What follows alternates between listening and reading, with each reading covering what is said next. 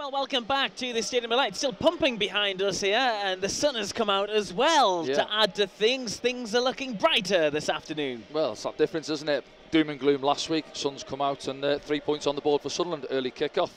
A lot of fans always fear that one, but we've come through it, and I thought deservedly so in the end as well, yeah. I thought we were the better team, certainly in that second half as well. We bossed long periods of it, had opportunities to put the game to bed, and I said, there on comms, 2-0, 5 minutes to go, you think that's game dead and buried. But Thomas Asante pops up one, a little bit nervy towards the end, but we got over the line. Well, if last week was a big week for Sunderland Football Club, this week could be as well. Leeds coming on Tuesday evening as well. But you've got to give some credit to Mike Dodds this afternoon, stepping up and getting a good performance out of them. Performance out of the boys, yeah, and that's back to what we know we're all about, I think, as well. Coming up, did the game go as I thought? I thought, yeah, in general, yeah, they had a go. It became open at times, didn't it, the game? I thought they were a little bit cagey at first and sat back. They definitely showed their quality throughout the game, didn't they? And they've got that, and you see Asante coming off the bench there, a little bit of movement, gets himself a goal, and a team in form as well. And listen, they lost last week at Leicester, last minute of the game, but they've been in decent nick, got themselves in a good position in the table as well. But we've come off the back of a bad week. The manager's gone. You know, as you say, Mike Dodds and Mike Proctor taking charge of it today. Come through at 3 points, and now we're positives up against a tough Leeds team on Tuesday night, isn't it? Yes, let's have a look then at the action from the game, and we can discuss some of the moments maybe throughout the highlights. It was a controversial first 45, Danny, where Sunderland feel like they should have had perhaps a penalty and a goal, which was disallowed for offside. Yeah, I'd say goal definitely, penalty not for me, and I think when most fans see it back as well, I don't think they'll think it was a penalty either. But I thought we started the game well that first 10 minutes, and you know, coming back to the Stadium of Light today, having picked up a point out of a possible 9 from last week's fixtures.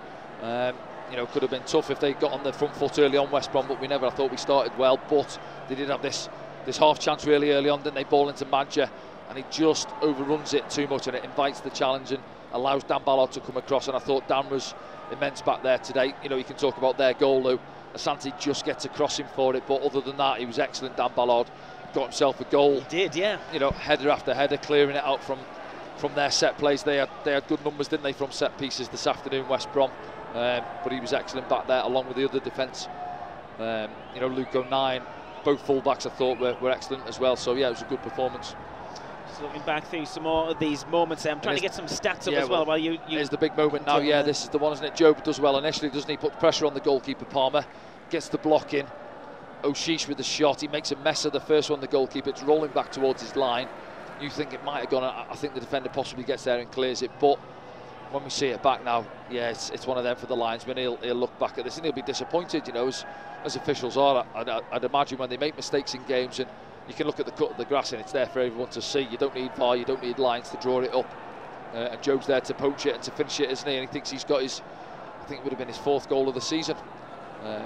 So yeah, it's well, I say it's a difficult job being a linesman. I'd imagine. I've never been a linesman, but no. I'm sure those fans behind him, but pretty much who were in line with it, would have let him know about that one. And there's the penalty shout. Now look, ball gets away from Patrick and he doesn't go towards the ball. He knows Malumbi's to his right hand side. Watch, just say it's good feet there, and then that one there, it goes away from him. And he drags his foot along the floor looking for the contact. But I think you see them given.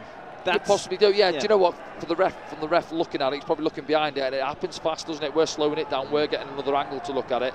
He could quite easily have given that, knowing as well that they choked the goal off, which probably he would have been aware of, which was onside. Yeah, so credit to him, he stood strong there, and I think it is the correct decision.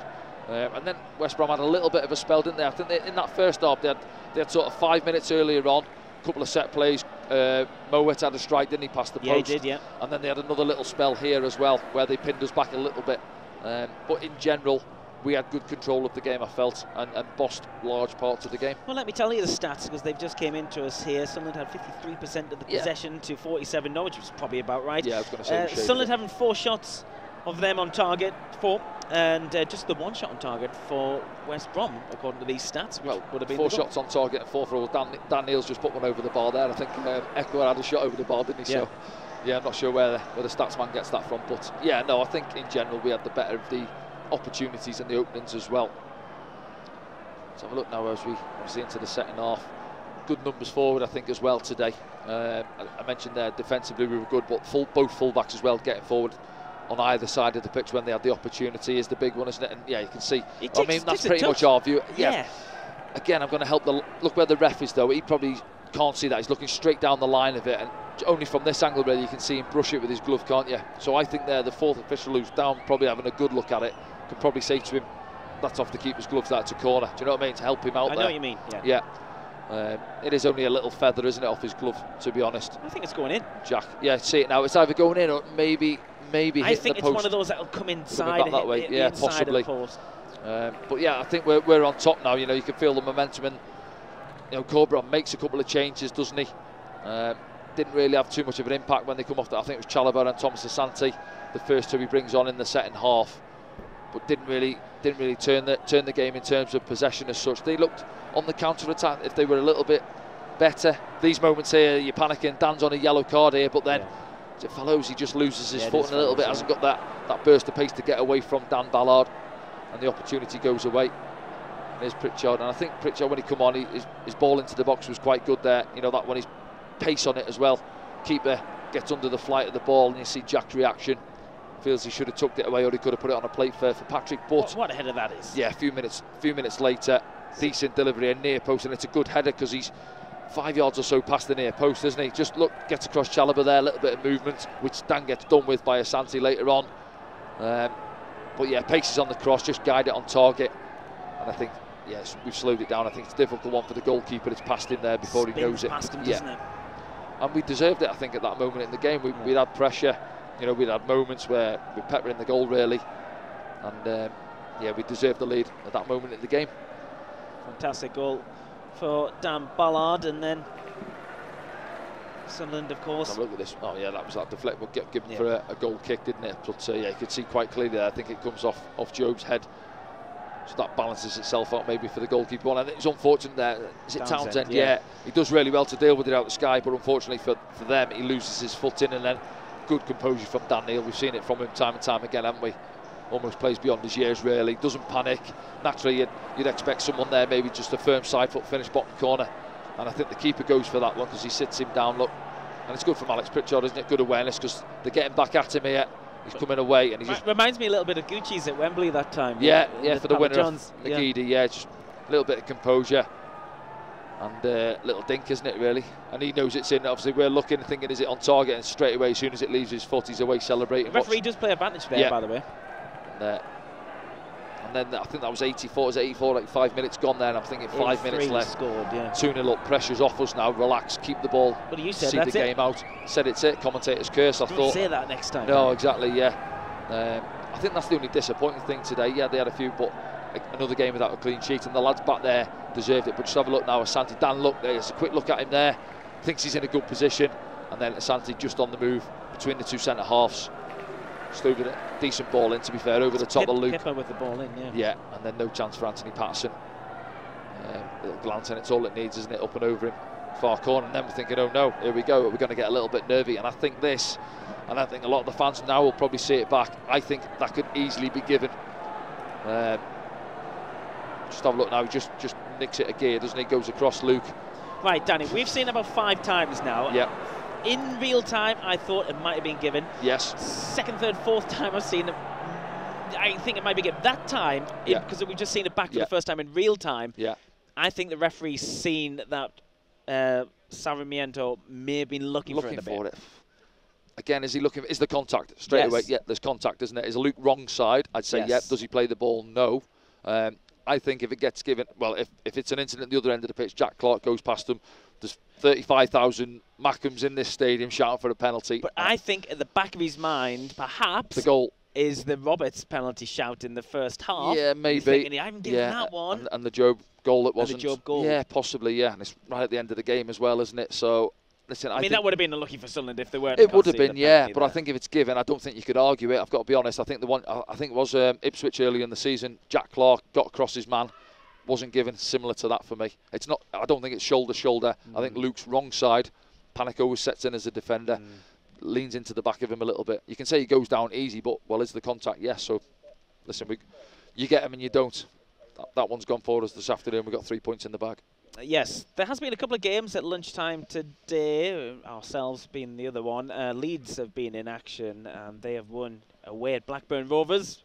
2-0 sets that one up on Tuesday very nicely, doesn't it? Confident coming here, won't they, on Tuesday night? Again, don't expect them to come up here and sit deep dear Leeds. They'll come up here and try and take control of the game, and it'll be an open one. Let's see what it does to the league table. Of course, everyone else to play this afternoon as well. As it stands, Danny, Sunderland are back in the playoff positions. And as we said before the game, you know, for a club currently without a head coach, you know, someone who's offered the job or the interview and they fancy, then they're going to look at that and they'll think, do you know what, look at the position we're in. More often than not this time of year, you're getting offered a job for a team who are at the wrong end of the table. You know, prime example, Sheffield United in the week, changing managers because they're at the wrong end of the table. But look at us there, sat in the playoff places waiting for somebody to come in. Good opportunity for somebody. Okay, then let's start your reactions and find out what you've been seeing around the world. Ramon has been in touch. Greetings from Holland. Wave to Jensen, Yeel and Luca in the Stadium of Light. Hello to you guys. This one's from Andy. How would you feel if Steve Cooper came in from Nottingham Forest for the lads? Well, Cooper's still in the job as far as I know. Has he been sacked? I'm not sure we're going to go and approach Nottingham Maybe Forest. Maybe we'll find out when we get downstairs. Yeah.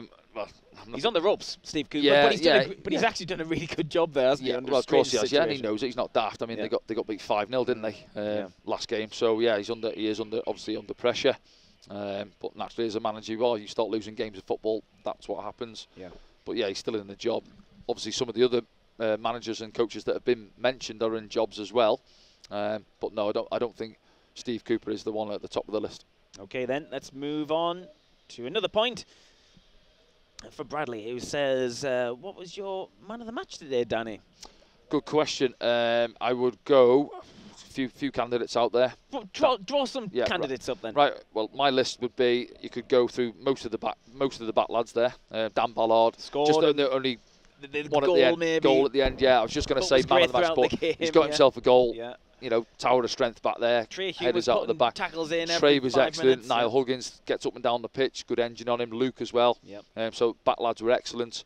Dan Neil obviously got the winning goal, controlled a lot of it. Yeah, good composure out there. Jack had his moments in the game. Job. Better from Pierre and better from Patrick in recent weeks. Yeah, Pierre just looks at times. I don't know if he's still there, but he hasn't got that change of gear at this moment in time. There's a couple of times where they broke. Looks like I don't know if he's carrying it or what, or playing within himself. I'm not sure. But yeah, better on the ball today. He had a game a couple of weeks back, maybe Birmingham. Not sure where his passing range wasn't quite there. A couple of games he's been off it a little bit. He was breaking it up today in there. But he's better, yeah. Good control on the game in the middle of the park, I thought. Patrick better, driving with the ball. Again, no goal or no assist, but causes problems when he takes us up the pitch. And that position from Job, I was going to say, did it work for you, that position? Yeah, no, I thought he was good. Yeah, he won't want to play there week in, week out. We've said it. He played it earlier in the season, a few games in, and he was good that day. I can't remember who it was against. The QPR game, was it, maybe? Rotherham, was it, when he got his goals? I'm not sure, but... yeah, but it says something, doesn't it, where we've got the strikers sat on the bench there, and you've got someone who's perhaps a number 8, really, or a 10, playing in their position. So for them lads, it's got to say to them, well, come on, look, we're playing Job there. That should be one of you boys. If you start scoring, that's your position to take. And we've got January coming up as well. You can't really take Job out the side if he's playing so well. He's getting in some great positions. He had a goal disallowed wrongfully, as we've seen in the first half as well. And as well, I think a few people said, he played all the games up until last week. It was the first game he started at Millwall. And people are saying he looks a bit leggy, could do with the break. Now, obviously, we had the international break, and he got his break because he wasn't away with England, was he? Yeah. So we had his break there, and it didn't quite happen for him after the game after the break. But today I thought he looked full of energy. He enjoyed it. He was a nightmare for the centre-backs because he's running in behind. But I think that's what the centre-forwards have got to look at. And, again, a broken record here, but runs in behind, especially in the second half, I thought excellent. Balls over the top, the old centre-backs there. Not going to enjoy it, time and time again. And it just gets you up the pitch a little bit more. I'm not saying it creates opportunities, but gets you 30, 40 yards up the pitch. I'm all for us playing all the nice patterns of play, pretty football out from the back, but just every now and then, nothing wrong with clipping. Oshisha's played one. He's dropped 30 yards into our half. Yeah, he did. And he played a lovely one down the channel for Job and run, throw in 10 yards from their corner flag. So sometimes it's the basics of the game as well. Absolutely, Danny. Okay, then I think that's where we are at. Sunderland back to winning ways here at the Stadium of Light. And we go again on Tuesday, 8 p.m. kickoff. Another huge game here, Danny, against Leeds United, who are coming into this in form themselves. But that didn't stop us beating West Brom, who were in form themselves as well this afternoon. So we'll join you for that one. 7:15, We'll be broadcasting around the world here on SFC Live. We will be able to be purchasing more territories. Of course, it's not a Saturday at 3 p.m.